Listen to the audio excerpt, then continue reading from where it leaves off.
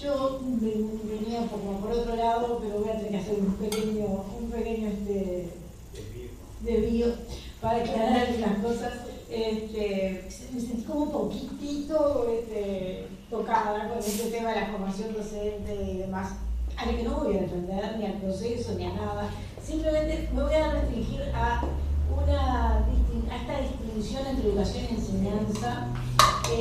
No compartiendo esa distinción, yo preferiría, en todo caso, hacer una distinción entre enseñanza incidental o espontánea y educación incidental o espontánea y educación sistemática. Y ahí podríamos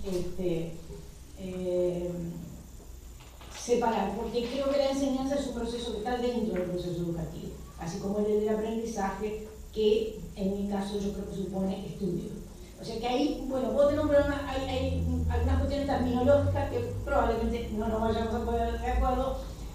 Hablando de palabras, seguramente Alma va a estar más fuerte que yo, así que voy a dedicarme a eso. Pero por otro lado, de donde yo estoy hablando es de mi trabajo en formación docente, en donde doy dos materias. Una se llama pedagogía y su objeto de estudio es la educación, y la otra se llama filosofía de la educación. Y todas las materias que componen lo que hoy por hoy se llama el núcleo profesional común de todos los docentes del Uruguay son de la educación. Psicología de la educación, sociología de la educación, filosofía de la educación. O sea que ahí tenemos todo un núcleo en que esas disciplinas miran hacia el proceso educativo. Entonces ahí yo, no voy a hacer esta distinción, no me voy a detener en esto, sino que voy a partir de la pregunta que hacen ustedes, y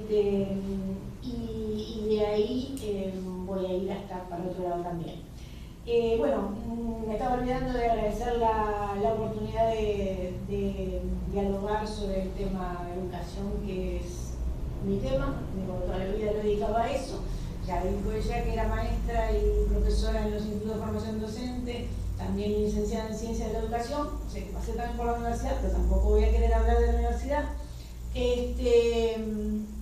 Alegrarme de la edad promedio que está por acá adentro, porque está muy bueno. A veces, justo comentábamos con un compañero que nos sentíamos muy viejos. Bueno, pero está bien que nos sintamos viejos porque quiere decir que hay jóvenes. O sea que me alegro de eso. Y también compartir con Alma mi participación a título absolutamente independiente, a pesar de mi apellido, capaz que por eso lo tengo que aclarar. No he formado parte nunca de partidos políticos, he sido un votante, pero en realidad mi militancia ha estado siempre dirigida a los sindicatos, a las ATV, y nunca he integrado estructuras partidarias. Y yo calculo que a esta altura del partido tampoco lo haré. Bien. La pregunta que ustedes hacen, ¿qué educación para qué país? Yo ahí tomo el tema del para como dirigirnos hacia los fines, ¿no? Es decir, hacia dónde dirigimos la educación, el proceso educativo. Esta es una pregunta fundamentalmente pedagógica que aborda una relación que es la relación entre sociedad y educación. En pedagogía lo que solemos hacer es hablar de teorías o corrientes pedagógicas que analizan la educación desde perspectivas diferentes. Y los dos grandes corrientes de pensamiento pedagógico en cuanto a la relación de educación y sociedad estarían siendo lo que llamamos las teorías liberales y lo que llamamos las teorías críticas o concepciones críticas. Las teorías liberales de la educación le asignan a la educación un alto grado de autonomía, afectando a la sociedad, ¿no? La posibilidad de que la educación conforme o transforme la sociedad. Sería, por ejemplo, el caso de Varela, ¿no? Es decir, la educación disminuye los crímenes y los vicios, la educación aumenta la fortuna, prolonga la vida y todas aquellas maravillas del siglo XIX, pero que si nos esmeramos y leemos algún otro documento de política actual, también vamos a ver este carácter liberal bastante firmemente sostenido. Hoy todavía yo creo que es predominante. Las concepciones críticas, lo que hacen es partir de que la educación es un proceso social históricamente condicionado. Y dentro de estas concepciones críticas sobre la educación, tendríamos a su vez dos grandes vertientes.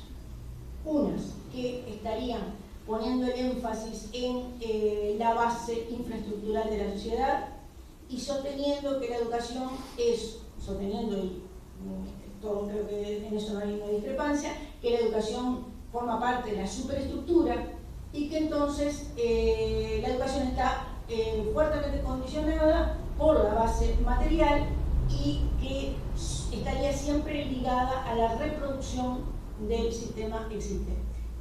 Pero dentro de las corrientes pedagógicas tenemos otra tendencia cuyas denominaciones pueden ser variadas según las clasificaciones que tomemos, pero que en general lo que las distingue es que por un lado son conscientes del condicionamiento histórico-social de la educación, pero por el otro asignan una posibilidad relativa, a pesar del condicionamiento, de que la educación intervenga en la transformación social, colabore con la posibilidad de emancipar al hombre.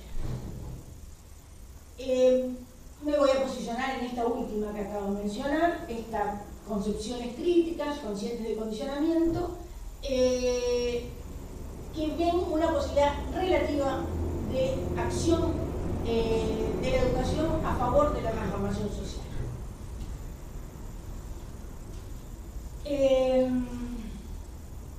Ahora bien, dijimos que la tendencia hegemónica era la tendencia liberal, que considera que la educación va a resolver todos los problemas sociales.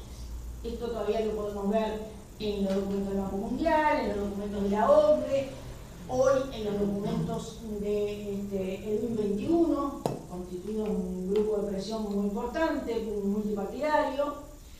Y ahí querría describir un poco rápidamente lo que yo entiendo que es el discurso de estas concepciones liberales sobre la educación. Lo que dicen es: la educación está en crisis.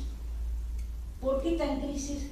Porque no está adecuada al sistema productivo. La educación tiene que adaptarse al sistema productivo subordinándose, ¿no? Es decir, hay un sistema productivo que tiene exigencias y hay un sistema educativo que debe preparar para esas exigencias.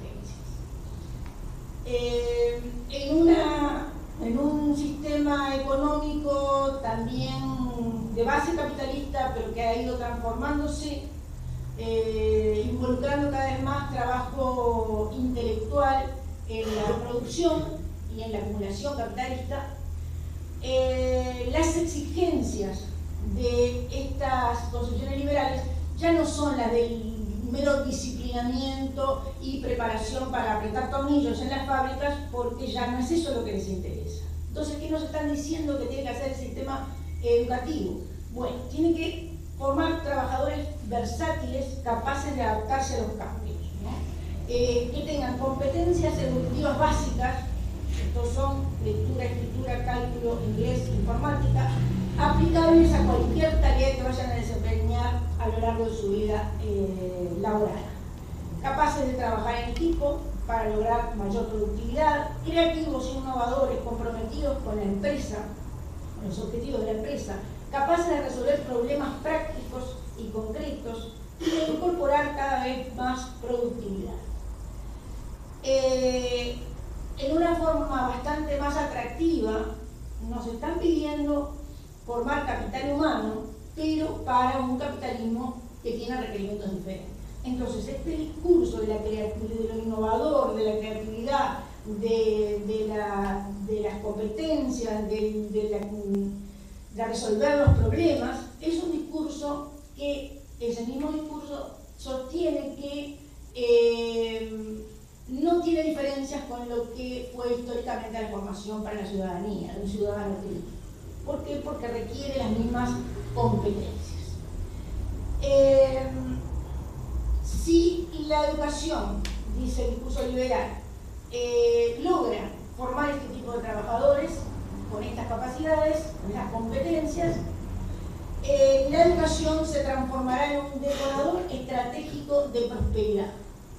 Entonces, esto es textual del Banco Mundial, ¿no? De lo que las recomendaciones que ahora estos organismos internacionales le hacen a cada uno de los países. Nos hacen documentos a cada uno particularizados, personalizados. Así que ahora nosotros tenemos un documento que es 2015-2020, donde nos dicen lo que tenemos que hacer. Entonces, si hacemos todo lo que ellos nos dicen, habrá una detonación de prosperidad. Y entonces se favorecerá el desarrollo económico y así disminuirán la pobreza y la desigualdad social. No se diferencia mucho del discurso bareliano, pero es más, incluso hasta más atractivo para varios.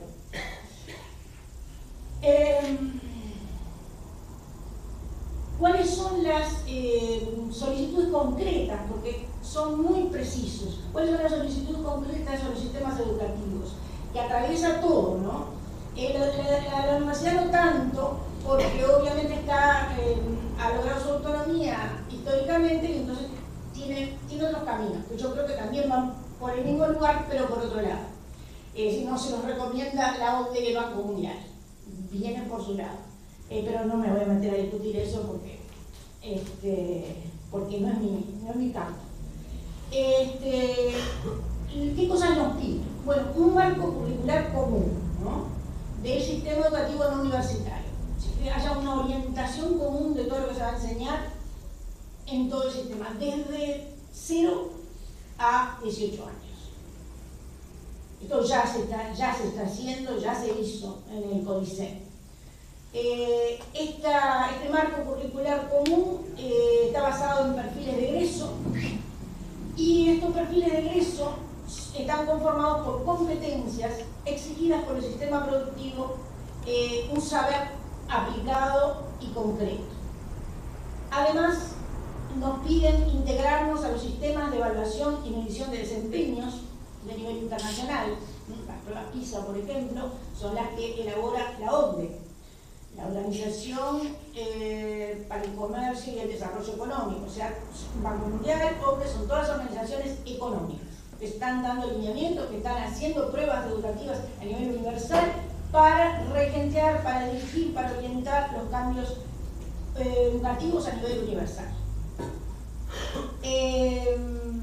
Estos sistemas de evaluación tendrán que ser externos, objetivos y estandarizados para poder establecer ranking a nivel interno y externo. Y aquí en nuestro país, quien se encarga de todo esto es el INER, un instituto creado por la ley del 2008, cuestionado por de inconstitucionalidad, porque los entes autónomos deben evaluar sus cometidos ellos mismos y no desde afuera. Esto está dicho en la Constitución. Esta es una segunda línea, ¿no? El tercero es un recorte del conocimiento a aspectos exclusivamente tendientes a aspectos prácticos e instrumentales. Y acá también comparto con Alma la idea de la acreditación y la mercantilización del conocimiento, ¿no? Es decir, los títulos, las carreras son básicamente moneda de cambio, ¿no?, para el currículum, para los trabajos, para estar todo el tiempo perfeccionándonos, para no caernos de los trabajos que siempre son muy precarios.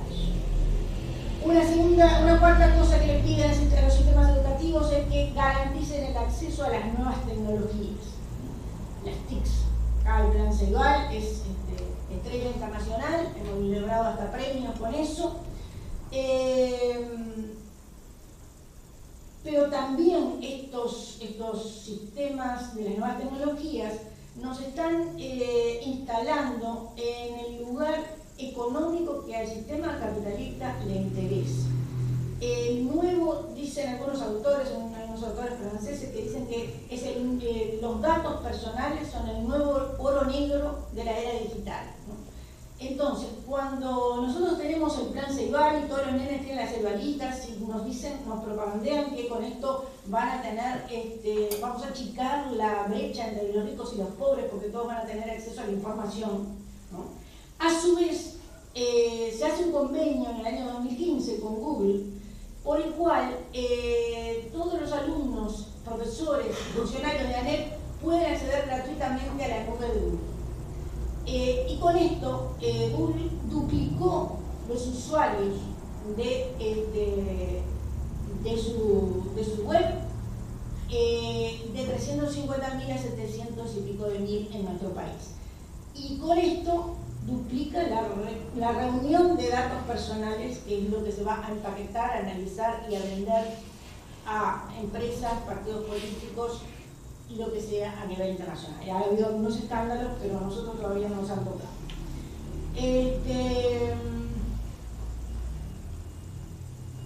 Estamos ahí en la era digital, entre una forma de poder nueva, inteligente, sutil. Hay que nos sometemos por voluntad propia, porque nadie le pide a la gente que suba la comida que va a comer, que se saque selfies con todo el mundo, nadie le pide nada, y el tipo lo hace porque le da la gana. Entonces estamos ante un poder que nos pide transparencia, pero nosotros lo hacemos, sentimos que somos libres, así que no nos resistimos porque sentimos que somos libres de poner esas cosas, y después eso le perdemos totalmente la pista y la posibilidad de controlar lo que hacemos con esos datos personales. Esos datos personales pasan a ser controlados por las empresas de la información.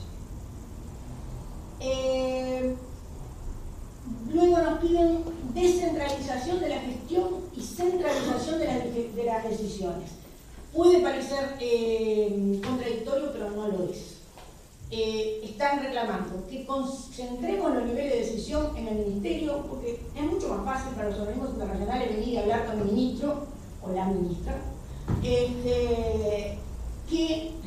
tener que hablar con todos los consejos desconcentrados, con el CODICEN. Así que hoy el 2021 está pidiendo algo inconstitucional, que es que centralicemos todo en el ministerio con una nueva ley de educación. Esta da poderes al ministerio que lo debiera. Ya creo que es inconstitucional.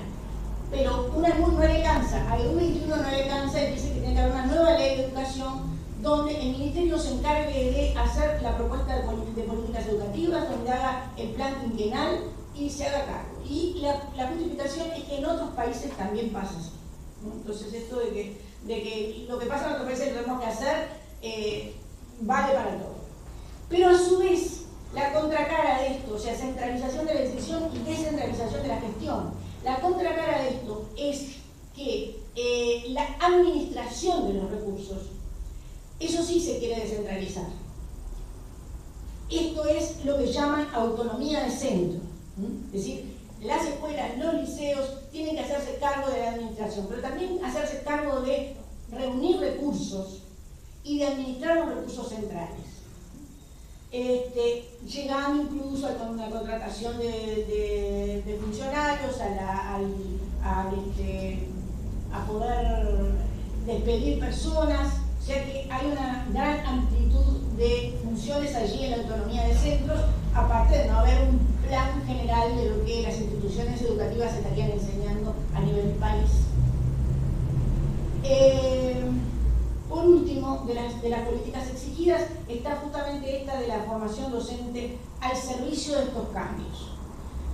La reforma de los 90, la famosa reforma Rama, que es un crédito que le dimos a Rama, que fue gratuito, porque en realidad Rama no había hecho nada. Es decir, toma las cosas del Banco Mundial y las pone acá. Pero bueno, se llevó el nombre de la reforma Rama. Ahora, una de las cosas que se dieron cuenta que se habían equivocado era que si querían cambiar la educación primaria y la educación secundaria y no cambiaban la formación docente, no funcionaba. Entonces ahora el foco es también formación docente. Y más allá de este discurso de la UNED, que yo tengo discrepancias, dudas, en fin, que no es el momento de plantearlo, pero que tengo sí la sensación de que este discurso de una universidad de educación ha servido para suavizar otros problemas y para ponerle como la zanahoria a los docentes que toda la vida hemos sido terciarios pero no universitarios. El título universitario da como un halo, una cosa de estatus que tienta también a después hacer otros títulos, otra formación en la universidad o en el extranjero, que hoy por hoy no se puede hacer. Entonces, esto de la UNED es como una especie de zanahoria que atrae a información docente. Pero a nivel de las transformaciones colectivas que se están haciendo, son las transformaciones que están haciéndose a nivel de planes de formación docente, de los planes de estudio. Y acá en los planes de estudio lo que estamos viendo es otra vez el tema de las competencias, otra vez el tema de los docentes como técnicos que ejecutan políticas educativas diseñadas por expertos, que aprenden solo lo práctico para enseñar en la escuela o en secundaria, y que no discuten la conformación de políticas educativas, no discuten para qué vamos a trabajar y con qué sentido en la educación. Entonces acá esto tiene un conflicto de baja intensidad, podría decir yo, porque nadie se entera, ¿no? Pero tenemos algunos documentos de colectivos, de estudiantes, cuestionando estas líneas de política educativa. Sin embargo, el Consejo tiene muy claro, el Consejo de Formación y Educación tiene muy claro que tiene que cumplir con lo que le pide los organismos internacionales, y quiere electoralmente, por un lado, mostrar algo, que los concursos van por ahí también. Quieren mostrar algo, no se ha hecho nada en los 15 años, capaz que puede ser, no se ha hecho nada en los 15 años, entonces quieren mostrar algo. Pero ese algo está complicado y está mostrándonos una formación que parece ser que va a ser de peor calidad que la que tenemos. No creemos que sea buena la que tenemos. Yo creo que igual es un síntoma de salud pensar que siempre tendríamos que mejorar lo que estamos haciendo, pero pensamos que con los nuevos planes estamos mucho más, va a ser mucho más difícil que la formación tenga un nivel de profundidad y de seriedad que nos permita que formemos profesores y maestros con una capacidad de pensar lo que están haciendo.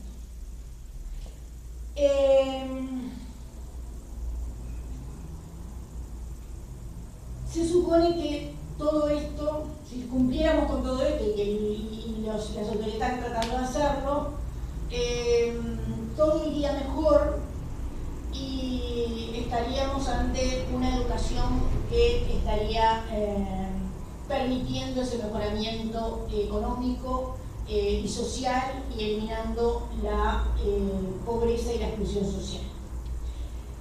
Yo creo que el discurso celebratorio de la sociedad actual oculta cosas muy fuertes, ¿no? Oculta muchas cosas.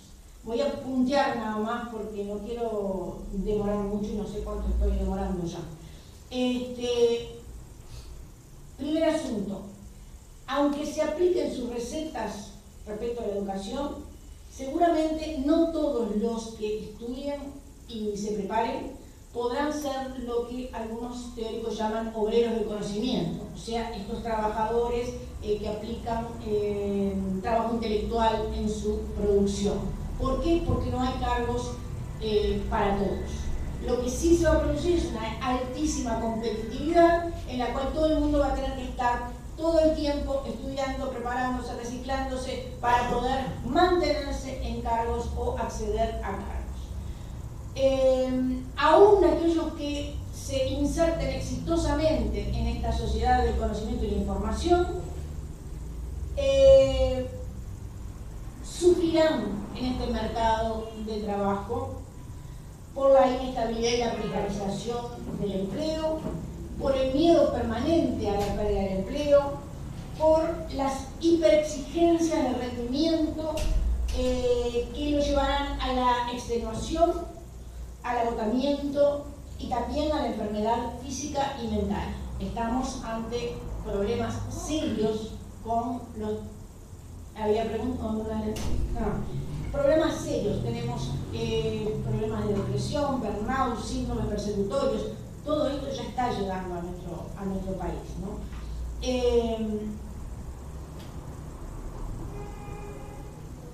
Y que aquellos que no logren insertarse exitosamente en el mercado sobrevivirán precariamente y estarán al borde de la exclusión y la marginación. Y que pese a este discurso optimista, la pobreza y la exclusión social abarca cada vez a más personas a nivel mundial. O sea que ese discurso optimista es un discurso absolutamente falaz por donde se lo mire.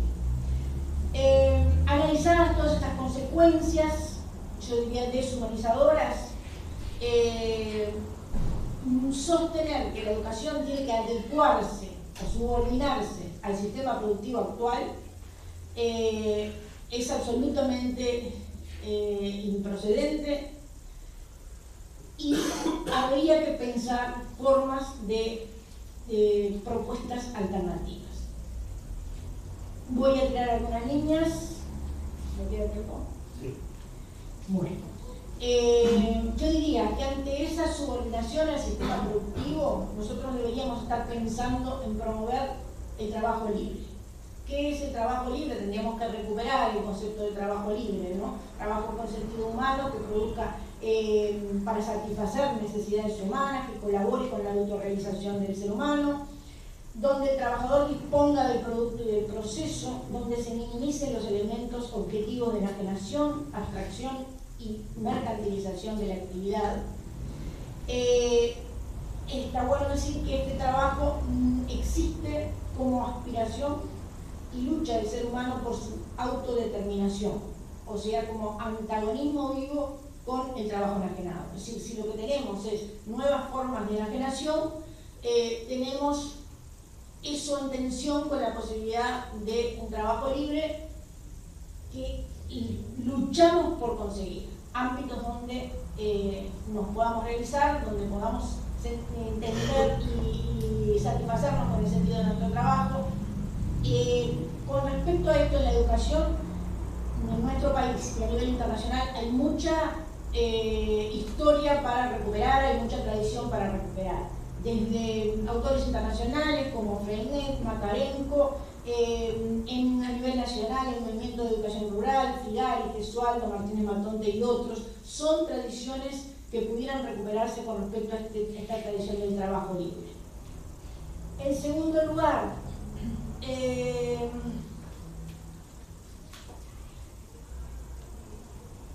y acá también voy a coincidir con Alma, la recuperación del lugar emancipador del conocimiento, entendido como el legado histórico de la humanidad y derecho de las nuevas generaciones a su acceso, como elemento que posibilita a los sujetos educados comprender la realidad e intentar cambiarla, superando lo que viene instalándose, que es este carácter instrumental y de mercancía que ocupa en la sociedad actual. O sea, creo que hay que pensar y recuperar el sentido del conocimiento. Tercero, promover una formación docente que persiga la criticidad y el compromiso con la construcción de una sociedad con justicia, y para ello entiendo que tendría que mantener los tres pilares básicos. Por un lado, la adquisición de los conocimientos a transmitir al más alto nivel, actualizado, reconociendo su provisoriedad y el proceso de producción. Por otro lado, la reflexión sobre la educación en toda su complejidad como proceso histórico y social, a través de la pedagogía, la didáctica, la epistemología, la historia, la filosofía, la sociología y la psicología de la educación, y una dimensión de práctica docente acompañada de la reflexión que las herramientas teóricas hacen posible. Y recién, en esos términos, considerar la posibilidad y necesidad de otorgarle un carácter universitario en una institución que seguramente lo que tendría que tener en primera instancia sería autonomía y cogobierno. En otros términos, no parece procedente. En cuanto al lugar, con respecto a las tecnologías, creo que es impensable que las tecnologías vayan a desaparecer, al contrario, creo que van a seguir avanzando.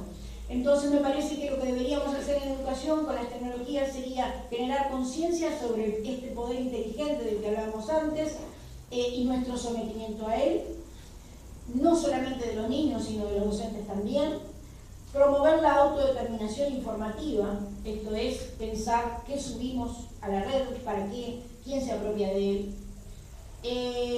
y no permitir que el uso de la tecnología sustituya los vínculos directos cara a cara y la experiencia directa sobre la realidad material. Sería otra de las cosas que me parece relacionadas con la tecnología. Quinto punto, visualizar las diferencias entre autonomía del sistema educativo respecto al poder político y la proclamada autonomía de los centros educativos. Creo que no hemos sido suficientemente claros quienes hemos estado discutiendo estos asuntos desde hace muchos años, porque no hemos logrado, y el discurso hegemónico toma las banderas de la autonomía y las transforma en una cosa muy diferente a la que debería ser, y no hemos sabido comunicar suficientemente la diferencia para entender qué tendríamos que rechazar y qué tendríamos que reivindicar. Por último, los desordené con respecto a lo que había planteado antes, pero por último, desarrollar formas de evaluación de los procesos de aprendizaje vinculadas al contexto y con participación de alumnos y docentes, que sirva para retroalimentar los procesos educativos. Evidenciar los efectos y consecuencias de que el sistema someta a evaluaciones internacionales que condicionan contenidos, planes, formas de enseñar y aprender, a través de los cuales los organismos internacionales de la economía diseñan nuestros sistemas educativos. O sea que normalmente cada vez que aparece la prueba PISA o las estadísticas, los números, solemos empezar a hablar en función de eso y no nos preguntamos cómo llegan a esos números, qué valor tienen, qué hacen y cómo eso vuelve sobre el sistema educativo para condicionarlo en lo que enseña, cómo lo enseña y para qué lo enseña. Entonces, desde los sistemas de evaluación, muchas veces están delimitando el sistema. Y bueno, creo que acá, y para cerrar, quería compartir una frase.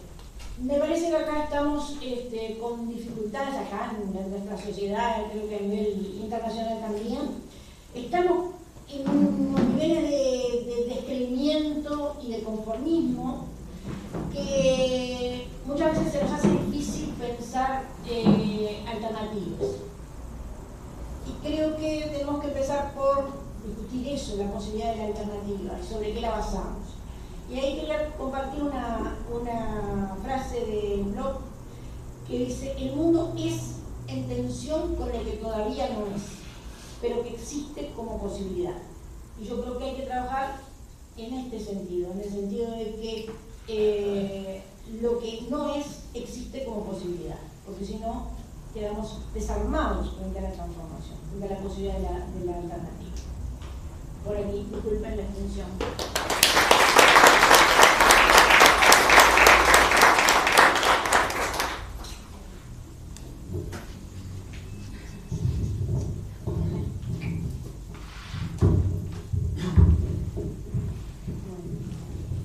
Un poco la idea de mi intervención era poder presentar un poco los planteos y las ideas de compromiso socialista respecto a este tema. Nosotros entendemos que la educación como parte, como se mencionaba, como parte de la superestructura, a priori reproduce lo que son las relaciones de dominación, y en ese sentido entendemos y reivindicamos el rol, como bien se planteaba, ¿no? de las organizaciones populares, políticas y demás, entendiendo que es posible cambiar la realidad, como bien decía recién Danae. Lo primero es ser conscientes de eso y luego buscar las herramientas que entendemos que están en las organizaciones, en este tipo de instancias, para justamente poder plantear esas alternativas que dejan claro que la realidad es justamente cambiable. Nosotros intentamos combatir la idea de que justamente de que no es posible cambiar o de que no hay forma, de que hay como una resignación y una desilusión frente a la realidad que nos golpea y que sin embargo eso no debe ser así. Una de las primeras reflexiones respecto a la situación en que nos encontramos actualmente, respecto a educación, enseñanza, como se planteaba, tiene que ver con entender un poco también cuál es el modelo económico y la economía que nos rige en nuestro país y que de alguna forma ha sido profundizada en lo que ha sido los casi 15 años de progresismo en el país. En ese sentido, nosotros creemos que este modelo en realidad no ha buscado un desarrollo local de capacidades, no ha buscado generar conocimiento en base a cuestiones que sean, digamos, importantes para el país o que se enfoquen en las riquezas locales, sino que se ha simplemente acompasado, como bien se decía, se han seguido planes que no son generados en el país ni por el interés del país, sino que en realidad son planes educativos que responden a lo que los países poderosos entienden que tiene que hacer nuestro país, así como el resto de Latinoamérica. Y en ese sentido seguimos una lógica de una economía primarizada, donde no hay casi valor agregado en los productos que se generan, digamos, en la riqueza generada en el país, y por ende, ¿qué modelo educativo necesitamos para eso? En realidad, básicamente no es necesario invertir en educación, no es necesario invertir en tecnología y en investigación, porque básicamente con un poco de conocimiento ya da para poder exportar soja, para forestar el país y luego venderle a las mismas plantas de celulosa la madera. Y digamos, para seguir adelante con ese modelo no se necesita mayor inversión. En ese sentido, nosotros planteamos que el progresismo, en particular el Frente Amplio, lo que ha hecho en nuestro país es que ha continuado ciertas políticas que ya venían de antes, mucho del marco normativo que actualmente rige la economía, como es la ley de promoción de inversiones, la ley de forestación, etcétera. En realidad son leyes que o ya existían, o algunas se mejoraron, o incluso algunas se han creado en los últimos tiempos, que responden a ese modelo que primariza, que extranjeriza la tierra, que concentra la riqueza.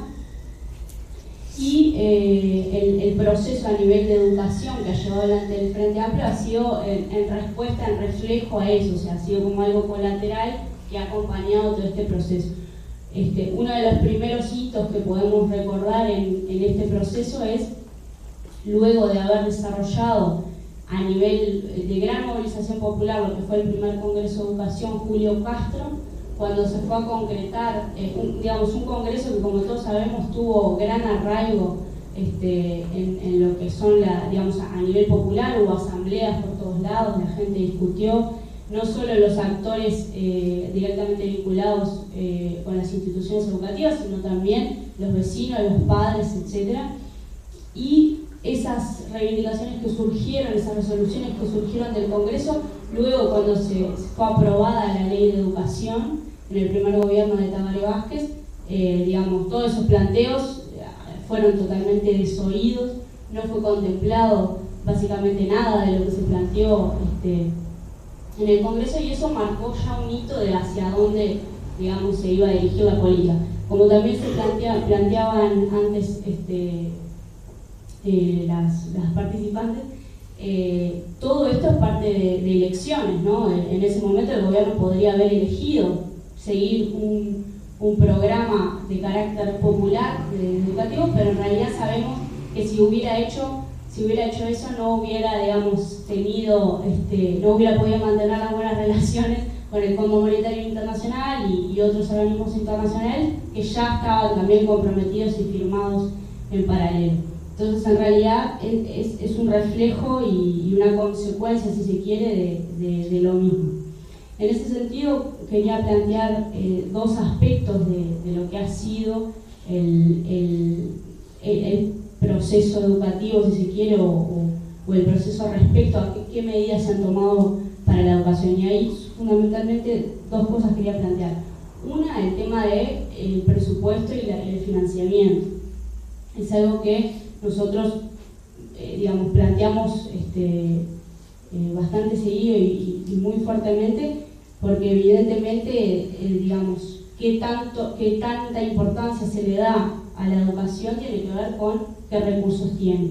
Y ahí no solo podemos ver el desprestigio y lo poco que le importa a este gobierno, la educación en las leyes concretas del presupuesto de rendición de cuentas, sino en otro montón de medidas que reflejan que en realidad lo que no importa es algún tipo de educación o algún tipo de instituciones educativas, porque en realidad plata hay y a veces se invierte en otros lugares o en lugares donde se pueda tener una incidencia más directa, como por ejemplo se creó la Agencia de Investigación e Innovación, la cual tiene un presupuesto elevado, la cual da becas de investigación, la cual investiga, financia proyectos. Y entonces ahí es claro que se prefiere poner el dinero en una agencia donde efectivamente tiene mayor peso en las decisiones del Ejecutivo y del Gobierno que, por ejemplo, dárselo a la ANEP, a la UDELAR, etc. Entonces ahí también podemos ver que hay una discriminación, hacia cierto tipo de educación. Y la otra que la vemos también, se ha denunciado desde todas las instituciones, tiene que ver con cómo pueden ser las instituciones educativas públicas evaluadas a la par de las privadas si partimos de una discriminación de base, como por ejemplo que la educación privada está totalmente exonerada de aportes patronales, de la seguridad social, o sea que todos los uruguayos en realidad estamos pagando la seguridad social de los trabajadores de la universidad privada. Entonces ya ahí parten con ventaja. Y aparte otro montón de exoneraciones que están asociadas, por ejemplo, se ponen de ejemplo los modelos como el Liceo Jubilar, Impulso, etcétera, que en realidad son instituciones público-privadas, o sea, se ponen como modelo de buena gestión, de una gestión público-privada que anda bien y que además es capaz de rescatar, ¿no? Gente pobre, un paradigma educativo que en realidad lo único que tiene detrás es el beneficio que sacan esas empresas que ponen plata ahí.